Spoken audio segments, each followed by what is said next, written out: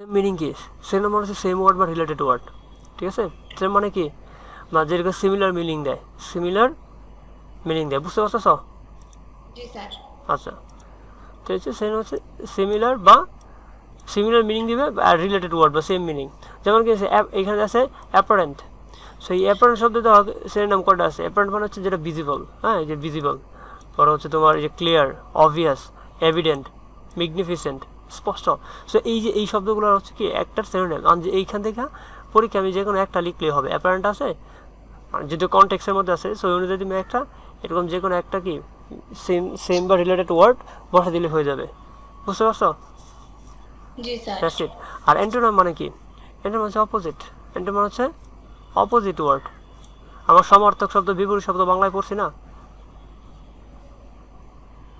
জি sir. হ্যাঁ, ওগুলাই কিন্তু। তুই দেখেন অ্যাপারেন্ট, এটা অপোজিট কি আছে, মানে অ্যাপারেন্ট মানে বলো ভিজিবল, তাহলে উল্টাটা কি হবে? ভিজিবল না, তাহলে হিডেন। হ্যাঁ, হিডেন বা অবস্কিউর, বোঝা যাচ্ছে না, সিক্রেট, গোপন, কভার্ড, ঢাকা বা গোপন, লেটেন্ট, সুপ্ত, সেইগুলো, ঠিক আছে? তো এগুলো হচ্ছে কি, এগুলোর অপোজিট। এখানে যে কোনো একটা ওয়ার্ড বসাই দিলেই আনসার কিন্তু হয়ে যাবে। সো এরকম। জি। তো আমরা সিনোনিম অ্যান্টোনিম তৈরি করি কীভাবে? অধিকাংশ দেখা যায় যে মনে করে একটা দেওয়া আছে, আমরা খুব সহজে অ্যান্টোনিম তৈরি করতে পারি, খুব সহজে অ্যান্টোনিম তৈরি করতে পারি। যেমন আন দ্বারা, প্রিফিক্স দ্বারা, প্রিফিক্স ইউজ করে, যেমন একটা ফোল্ড আছে, এটা অ্যান্টোনিম কী হবে? আনফোল্ড।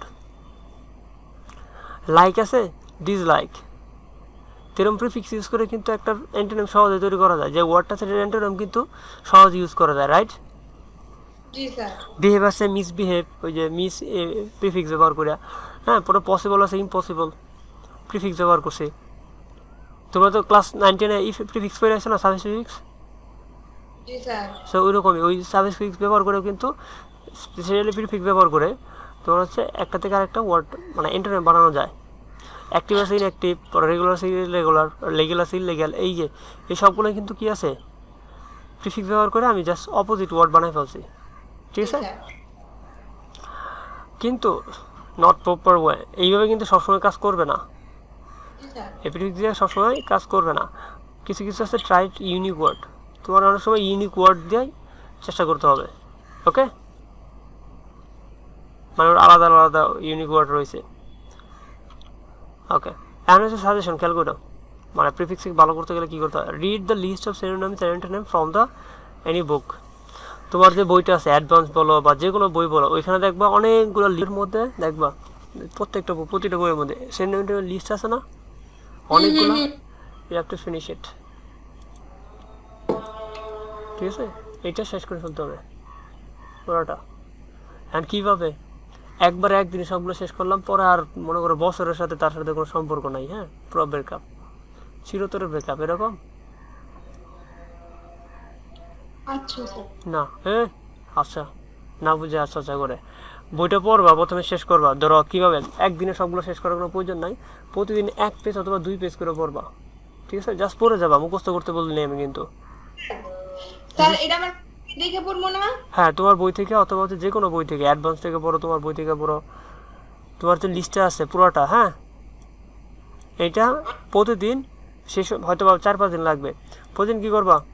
1 পেজ অথবা 2 পেজ করে শেষ করবা। 2 পেজ করলে 3 দিনে শেষ হয়ে যাওয়ার কথা, যে লিস্টগুলো আছে। বেশিক্ষণ না, আধা ঘন্টার উপরে বেশি পড়ো না, কারণ মাথায় থাকবে না, ঠিক আছে? তো কী করতে হবে? হাইস্টে বড় জোর 1 পেজ করে পড়বো, অথবা 2 পেজ গেল। তো ইট টেক্স 5 or 6 days, আমি একটু বেশি বাড়াই বলছি। তো কী দেবো, শেষ হয়ে যাবে।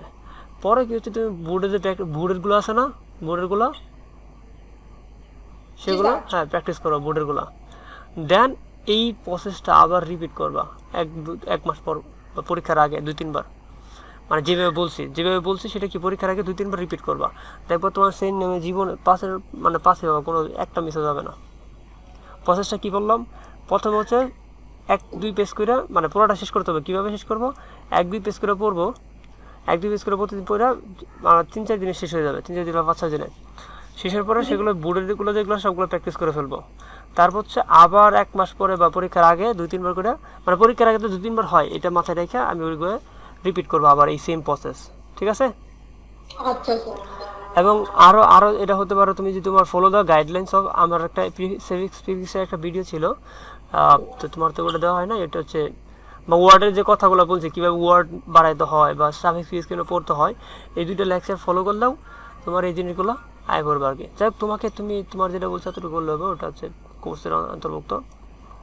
এই এই এই কাজটা করতে হবে তোমাকে, এই 4টা কাজ, ঠিক আছে? পুরোটা শেষ করতে হবে, পুরোটা শেষ করে ফেলতে হবে। দেন হচ্ছে ওগুলো মানে ভাঙে 1-2 পেজ করে শেষ করতে হবে। দেন হচ্ছে 5-6 দিন লাগবে, লাগার পরে বোর্ডেরগুলো প্র্যাকটিস করবা। আবার মনে করো কয়েকদিন পরে, 1 মাস বা 15 দিন পরে সেম প্রসেসে করে প্র্যাকটিস করবা। জাস্ট রিভাইজ, আমি কিন্তু মুখস্থ করতে একবারও বলি নাই। আচ্ছা স্যার। এইভাবে ফলো করলে তোমার অটোমেটিক ওগুলো পরীক্ষাতে তুমি আনসার করতে পারবে, ব্রেন অটো হয়ে যাবে। রিপিটেশন ইজ দ্য কি, আর তোমাকে প্রচুর রিপিট করতে হবে। ওকে, সেকেন্ড হার্ট। একটা জিনিস বারবার বললে স্যার এমনি মনে থাকবে স্যার। সেটাই আমি সেটাই বলছি যে তোমাকে আমি কিন্তু রিপিট 3-4 বার রিপিট করতে, পরীক্ষার আগে যদি 3-4 বার রিপিট হয়, অর্থাৎ তুমি ওই লিস্টগুলো 3-4 বার শেষ করছো, বুটটা 3 বার পড়ছো বুঝা, তো তোমার তো মানে এমনি রেজাল্ট আসার কথা। আমি আগে বলছি বুঝে রিপিটগুলো যদি করো আর কি, ঠিক আছে? আচ্ছা, how to solve the question and পরীক্ষার সলভ করার কোশ্চেন তো আমরা জানি। প্রথম হচ্ছে কি, আমি কোশ্চেনটা পড়বো, সরি, অ্যান্ড পরীক্ষা যখন আসবে প্রথমে একটা প্রশ্ন পায় আনসার করা শুরু করবে না, প্রথম হচ্ছে পুরোটা রাফলি পড়ে ফেলবা, ঠিক আছে?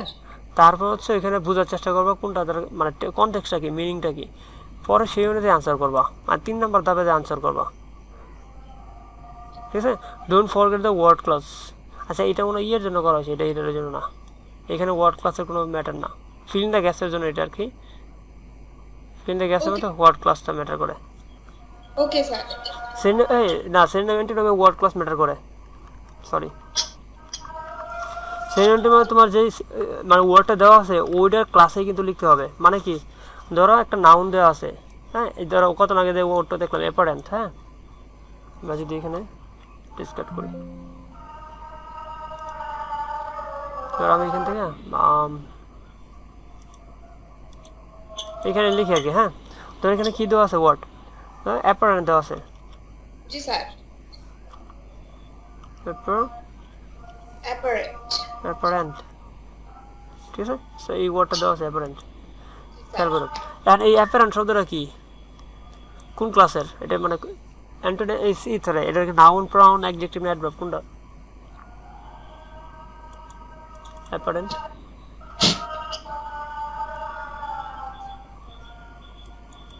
তুমি না মাস্টার্স পড়ো? জি স্যার। হ্যাঁ, তো ওইখানে তো এগুলো নিয়ে আলোচনা হওয়ার কথা।